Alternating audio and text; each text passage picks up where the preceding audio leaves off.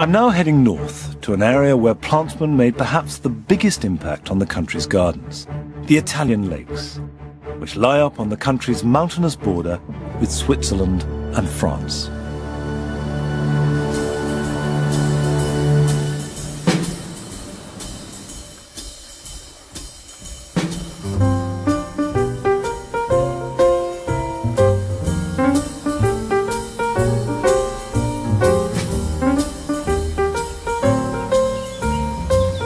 This is Lake Como, where the freshly kindled 19th century passion for plants combined with a surge of new exotic species to create some spectacular gardens. The dramatic alpine setting, purity of the air and the clarity of the light all combine to make this area feel distinctly different to the rest of Italy. In the early 19th century, it certainly chimed with the new Romantic movement and inspired poets such as Shelley and Wordsworth and composers like Verdi and Liszt. And at the same time, in the early 1800s, Como's shores were being transformed as wealthy Italians queued up to build lakeside villas.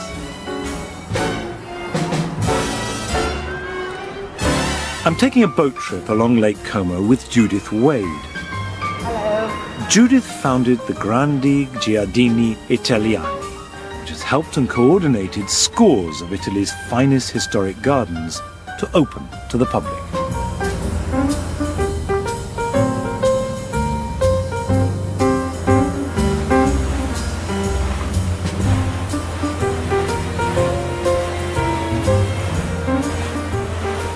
They're incredibly splendid villas.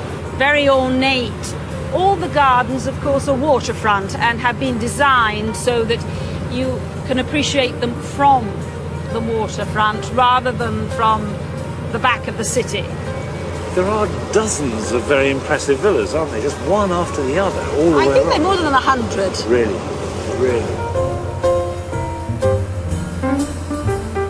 In recent years, many of Como's lavish villas have been bought by oligarchs, film stars, and super-rich fashion designers. Used to belong to Versace, and of course, yes, and that's where. And does the garden run all the way down? Is that all the way down here? Nice. And I believe that Madonna and Shakira and all the people in the pop world would turn up here often. But what's this one here? Mr. Clooney's place. Very beautiful. Yeah, I can see why I might want to live there. Yes.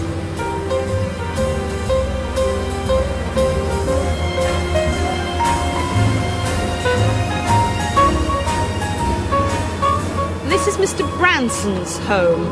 It's rather particular, very beautifully kept, almost groomed. And Mr. Branson can only fly in here or come in here by boat because it has no access by road. It is immaculately kept, isn't it? And beautifully clipped cypress trees. Does he spend much time there? I really don't know. He's never invited me over. But... Has he not? How rude. How poorly. And now we're coming along to Balbianello. But this is on a slope, so you couldn't make a proper Italian garden. Well, you come in here, you can look up the slope, and it looks as though it is a garden. There's a lot of topiary there. It's beautifully groomed and clipped. They take 4 months, just 2 men who've been there for the last 30 years. They're the same. Do you know they use scissors on it? Do they?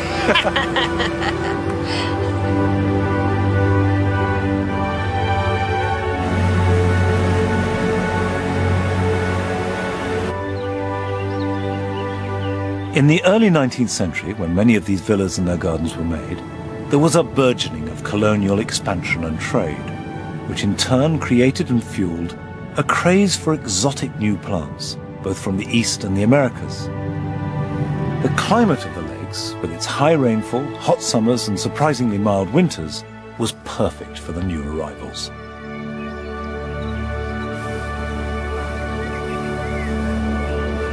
Everybody has lovely glass houses because they were plant collectors. So they were bringing plants in. I mean, that was quite a new thing, wasn't it? That was the fashion way through Europe at the time. Yeah. It was your status symbol. It wasn't having a Ferrari, it was buying rare plants. And then, of course, when Napoleon turned up, of course, there was a lot of boats going around Europe bringing plants in and out. That was an exciting part. He was going to exotic parts of the world. And so with a mild climate and ericaceous soil, they could have plants from the Himalayas or China or wherever. Bye, have a nice day. Very much indeed. On the shore of the little village of Bellagio is Villa Melzi, which is one of Lake Como's finest gardens.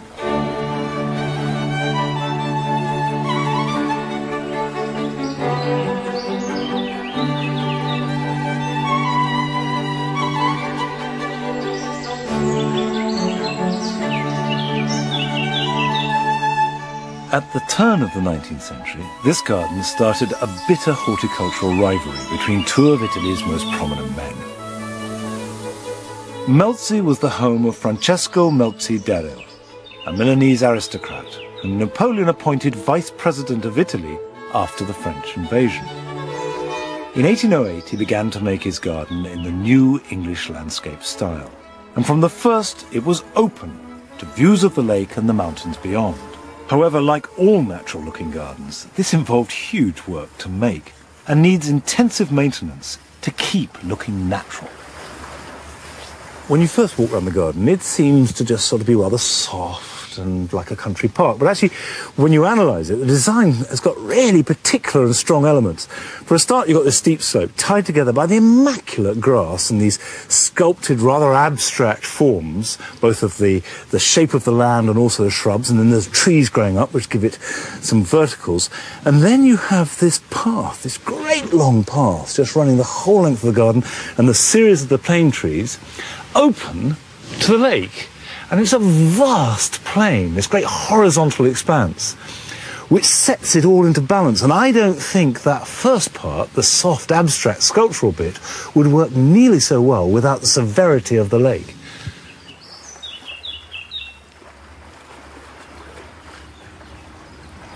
Directly across the water at Villa Carlotta lived Giambattista Sommariva, another highly ambitious politician. And Sommariva deeply resented Melzi for beating him to the top job, and there was no love lost between the neighbours. This fueled both men's gardens as they vied to outdo each other.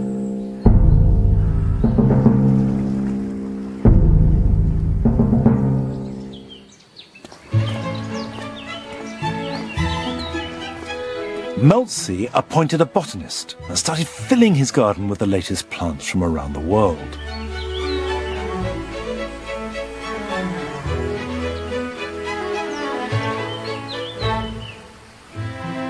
Sommariva followed suit, buying up more land to make room for his growing collection.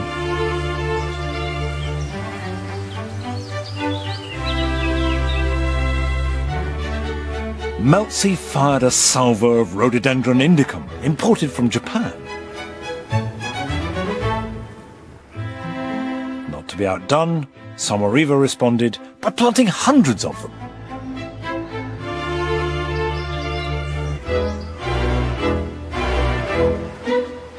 But Melzi wasn't going to take that lying down. He did his own exotic planting right on the waterfront.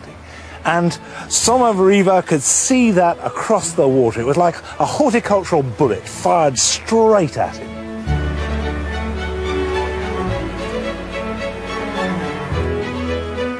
Melzi upped the stakes and planted ever more trees and shrubs rarely seen in Italy at that time, but daily visible to Sommariva. For my money, it's Villa Melzi that wins this rather frantic gardening duel. Unlike Carlotta, it has a sweep and a line to it, and the inclusion of the landscape is clever and generous.